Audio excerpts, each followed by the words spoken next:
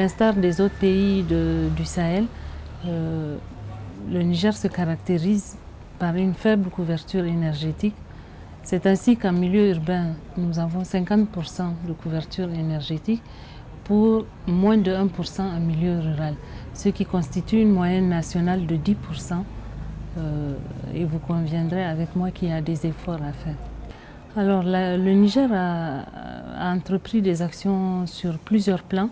Au niveau international, l'adhésion à plusieurs programmes, parmi lesquels je pourrais citer l'IRENA en 2010, C4All qui vise l'accès universel aux services énergétiques pour tous de manière durable.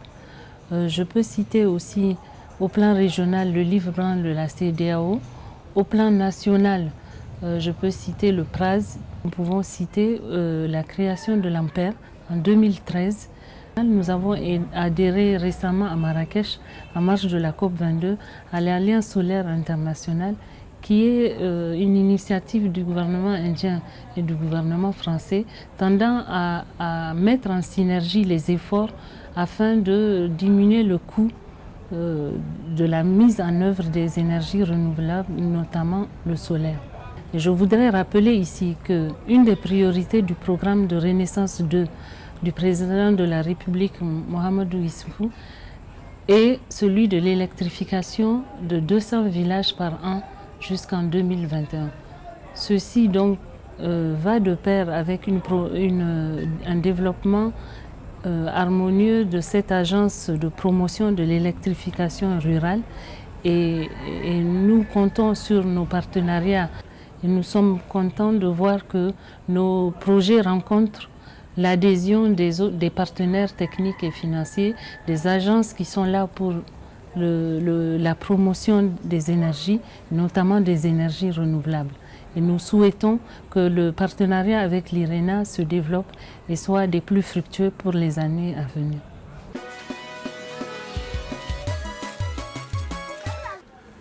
L'AMPER, c'est l'Agence nigérienne de promotion de l'électrification en milieu rural.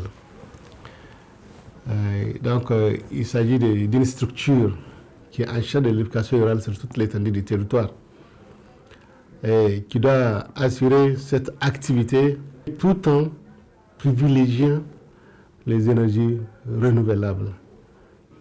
Et elle a pour mission la conception, la mise en œuvre, le suivi du développement de l'électrification rurale, contrôler et réguler aussi donc, la pratique de l'électrification rurale sur l'étendue du territoire nigérien. Là, il s'agit essentiellement donc, d'une proposition de projet donc, de l'électrification de 100 villages par système solaire, donc, soit par des kits individuels autonomes et quelques microcentrales, avec la participation des partenaires en développement, donc à l'image de Abu Dhabi et tous les autres partenaires. Ensemble, on est en train de créer une dynamique donc, pour permettre au privé de s'investir dans le secteur et pouvoir donc, eux-mêmes s'approprier de cette activité d'électrification. La fourniture d'électricité dans les milieux ruraux sera comme un business qui s'entretient dans les grands centres au Niger. La technologie elle est là, elle est vulgarisée et je pense que c'est cette technologie que nous allons promouvoir. Allons promouvoir pour accélérer donc, l'accroissement donc, des taux d'électrification de notre pays.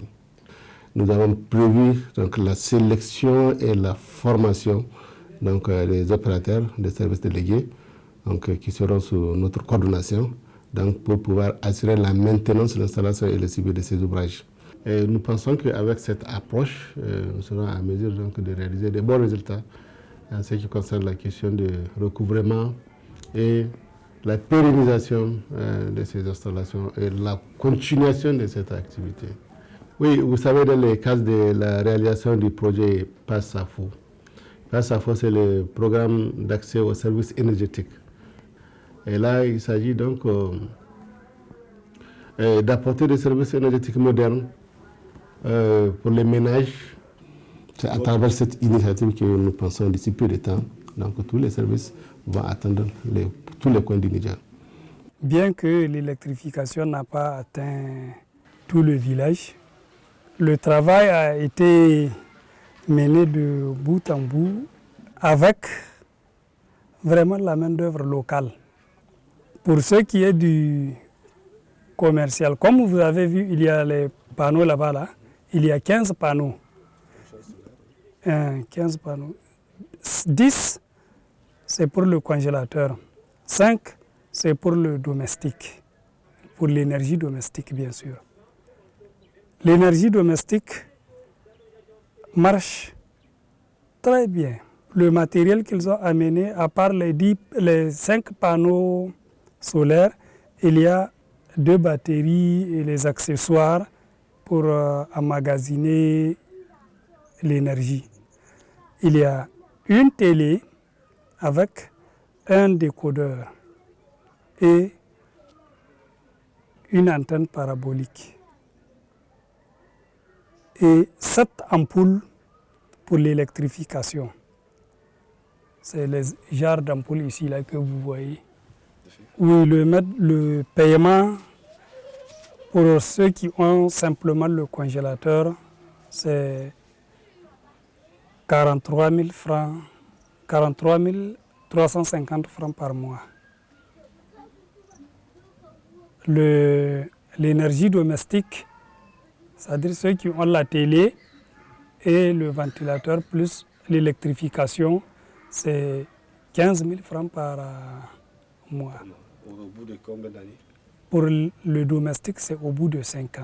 Et pour le congélateur, au bout de 3 ans.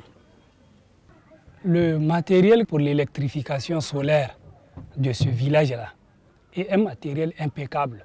Parce que depuis qu'on a commencé, on n'a jamais connu de coupure d'électricité.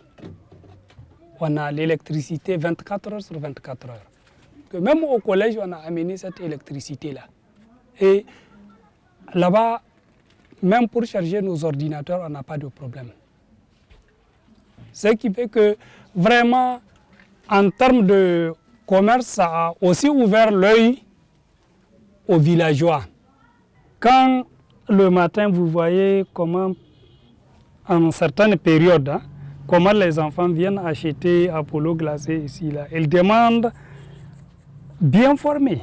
C'est nouveau dans le vocabulaire du villageois que Apollo glacé soit bien formé.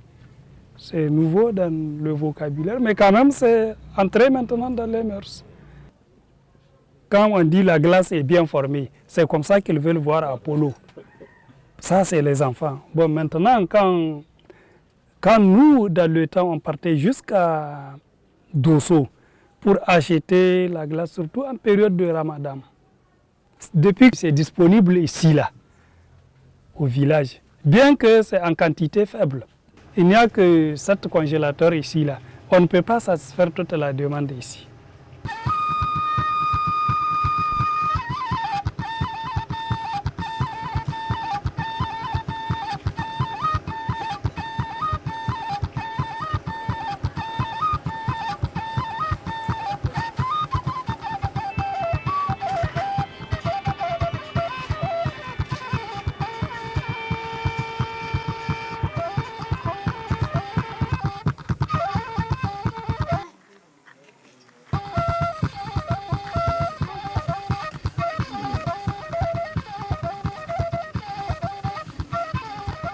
Fano kan danjo kan dai se ngati songo asenda lokaci kai da ka da wati kai farga danjo albarka no gati wodi ni ran godi zan kan ne don da man ti danjo don ma san kine me da me girbi amma so danjo al formase ne dai kal wati kan no borgono ndimo danjo so am pol follon ko ngano go se bato mo kul ngano go se me goite wato kan kine danjo sino dole kala mi danji fo ne o kusaido ay mi danji fo tablo do ne o fu ne o pharmacie no le pono yani ngani mo kaddan yani ngani son pour alhamdulillah dan jisu follon ko awo sey go murado kotte duro go bori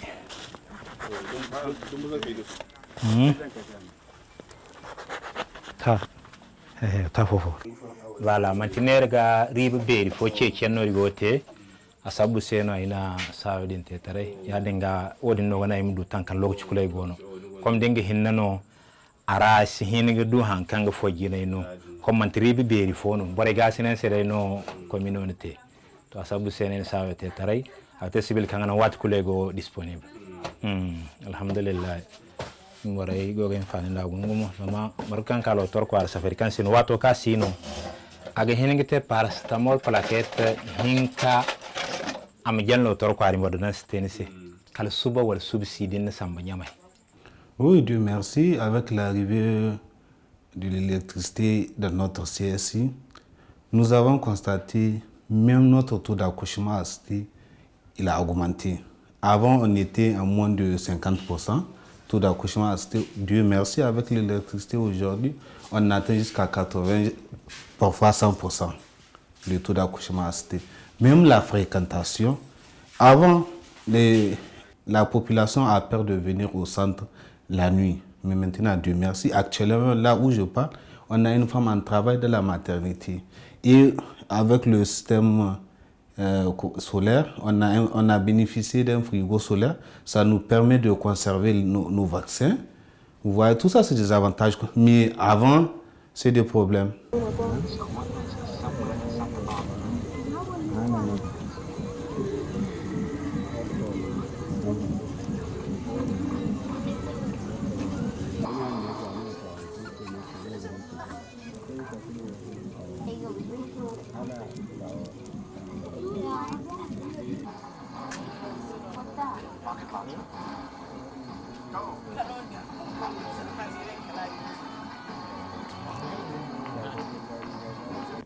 Là, il s'agit essentiellement donc d'une proposition de projet donc de l'électrification de 100 villages par système solaire, donc soit par des kits individuels autonomes et quelques microcentrales. C'est quelques 21 500 ménages qui seront éclairés.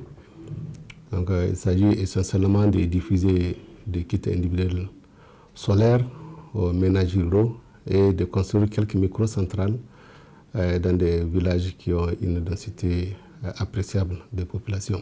C'est un projet qui est très important, très attendu, surtout pour un pays comme le nôtre où l'accès à l'électricité est l'un des moindres.